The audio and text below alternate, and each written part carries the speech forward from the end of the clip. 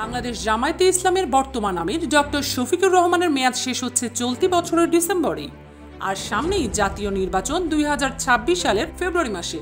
তাই নির্বাচন পূর্ব মুহূর্তে জামায়াতকে বেছে নিতে হবে নতুন আমির।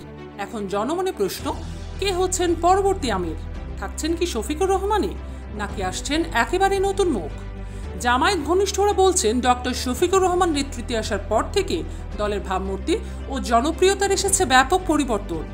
তার সংস্কারমুখী দৃষ্টিভঙ্গি, সময়োপযোগী বক্তব্য আর কার্যকর কর্মসূচির কারণে তরুণ থেকে প্রবীণ সব শ্রেণীর মানুষের কাছে দলটির গ্রহণযোগ্যতা বেড়েছে। তাই এবারও রূপনরা তাকে ভোট দিতে পারেন এমন ইঙ্গিত পাওয়া যাচ্ছে রাজনৈতিক অঙ্গনে। তবে একটি বড় সংখ্যার জায়গা হলো তার স্বাস্থ্যের অবস্থা। সম্প্রতি ওপেন হার্ট সার্জারি সম্পন্ন হয়েছে তার।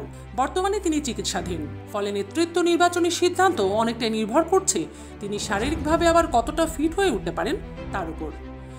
দলের একাংশের মতে, যদি তিনি সুস্থ হয়ে ফেরেন তবে সেটি দলের জন্য সব থেকে কল্যাণকর। জামায়াতের আমির নির্বাচন প্রক্রিয়া বেশ জটিল ও দীর্ঘ।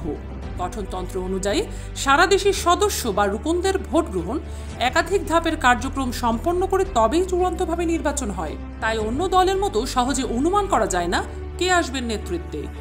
ইতিহাস ঘেঁটে দেখা যায়, ব্রিটিশ আমল থেকেই জামায়াতের নেতৃত্বে বেশ কয়েকজন প্রভাবশালী নেতা ছিলেন।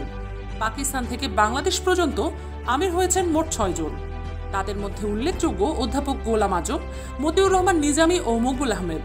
আর সর্বশেষ ডক্টর শফিকুর রহমান 2019 সালে আমির নির্বাচিত হয়ে 2022 সালেও দ্বিতীয়বার নির্বাচিত হন।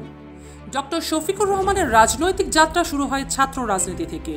1977 সালে জাসদ ছাত্রলীগ থেকে যোগ দেন ইসলামী ছাত্র শিবিরে। পরে সংগঠনের সিলেট মেডিকেল কলেজ শাখার সভাপতি হন।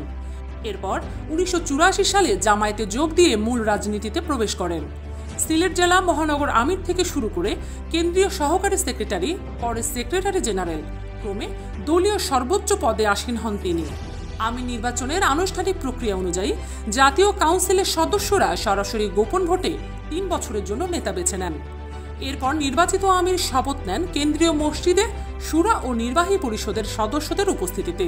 জামায়াতের কেন্দ্রীয় প্রচার ও মিডিয়া বিভাগের প্রধান অ্যাডভোকেট এহসানুল মাহমুদ জোবায়ের বলেন, আমির নির্বাচনের সময়সীমা এবছরের ডিসেম্বরেই, তখনই নির্বাচন হবে ইনশাল্লাহ। তিনি আরও জানান, প্রথমে মজলিসে শুরার সদস্যরা ভোটের মাধ্যমে 3 জনের একটি প্যানেল ঘোষণা করেন। পরে সারা দেশের রুকনরা এই 3 জন বা অন্য যাকে যোগ্য মনে করেন তাকেই ভোট দিতে পারেন। তবে এখনই অনুমান করা যাবে না কারা প্রার্থী হবেন বা শেষ পর্যন্ত কে নির্বাচিত হবেন। সব মিলিয়ে জামাতের ইসলামের পরবর্তী আমির নির্বাচনের দৌড়ে সবচেয়ে আলোচিত নাম এখনো ডক্টর শফিকুর রহমান।